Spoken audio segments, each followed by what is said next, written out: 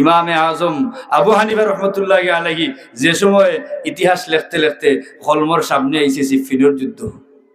এখন সিফিনের যুদ্ধ লিখতে গেলে আলী রাদিয়াল্লাহু তাআলা আনহু এবং হযরত মুআবিয়া রাদিয়াল্লাহু তাআলা আনহুর মধ্যে দ্বন্দ্ব লেগেছে।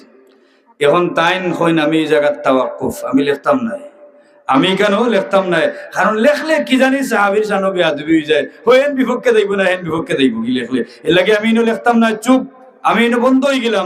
সুবহানাল্লাহ, আদব কিতা শিক্ষা দিলা বলে কিছু জায়গাত গিয়া মাথা যায় না। কিছু মানুষে ভুল করলেও আপনি এটা ভুল ধরার অধিকার নাই।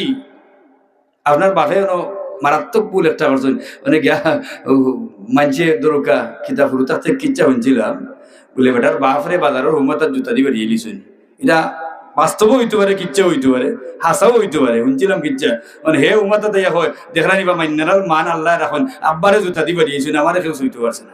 যদি হোক না আউযুবিল্লাহ। হ্যাঁ, তোমার মান রয়েছে নি, তোমার বাপরে বাইরেছেন, তোমার মান রয়েছে নি। বাপরে যদি তোমার অপমান করিল তুমি আর সম্মানী রইলে হইতে কি?